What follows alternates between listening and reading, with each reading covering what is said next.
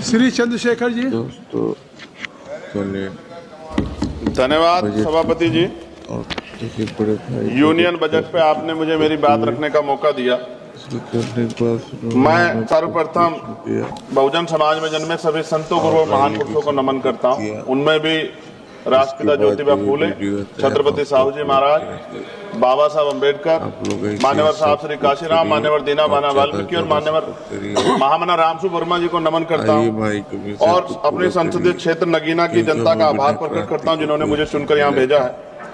सभापति जी, बजट केवल एक आर्थिक दस्तावेज नहीं होता, बल्कि ये सरकार की सोच, संवेदनशीलता और सामाजिक प्रतिबद्धता का प्रतिबिंब होता है। बजट ये तय करता है कि देश का विकास समावेशी होगा या चुनिंदा और सत्ता में बैठे लोग सबको साथ लेकर चलना चाहते हैं, कुछ लोगों को पीछे छोड़ देना चाहते हैं।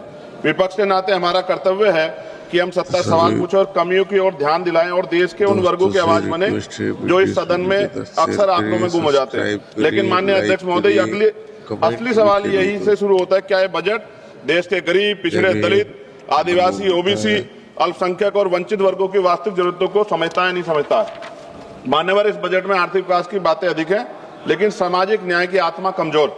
माननीय अध्यक्ष सभापति जी, आज देश की सबसे बड़ी संकट बेरोजगारी। हर साल लगभग 1 करोड़ युवा रोजगार बाजार में आते हैं, लेकिन अस्थायी और सम्मानजनक नौकरियां और संपादन पैदा नहीं हो रही। इस बजट में स्किलिंग की बात की गई है, लेकिन स्किलिंग के बाद जॉब की गारंटी नहीं है। विशेष रूप से SC, ST और OBC समुदाय के युवाओं के लिए कोई अलग से लक्षित रोजगार योजना नहीं दिखाई देती है। देश की लगभग 45% आबादी जो कृषि पर निर्भर है, जिसमें SC, ST, OBC समुदाय की भागीदारी सबसे अधिक है, लेकिन कृषि और GDP में योगदान 15% से कम किसान की औसत आय और अब भी MSP कोई गारंटी सरकार की तरफ से नहीं दी गई है। सभापति जी, महंगाई का सबसे बड़ा असर गरीब, दलित, आदिवासी और पिछड़े वर्ग को पड़ता है। आर्थिक सर्वे के अनुसार शिक्षा व स्वास्थ्य की लागत पिछले 5 वर्षों में 30 से 40% तक बढ़ी है। खाद्य वस्तु कीमतें गरीब परिवारों की थाली को छोटा कर रही है, लेकिन इस बजट में इन वर्गों के लिए कोई सीधी राहत नहीं दिखाई देती। सभापति जी, SC, ST और OBC वर्ग के मुख्य रूप से सरकारी स्वास्थ्य ये वर्ग है, ये मुख्य रूप से सरकारी स्वास्थ्य व्यवस्था पर निर्भर है, लेकिन भारत आज भी स्वास्थ्य पर GDP का केवल 2% खर्च करता है और ग्रामीण और आदिवासी क्षेत्रों में डॉक्टरों की और अस्पतालों की भारी कमी है। इस बजट में सार्वजनिक स्वास्थ्य ढांचे को मजबूत करने के लिए कोई निर्णायक वित्तीय छलांग नहीं।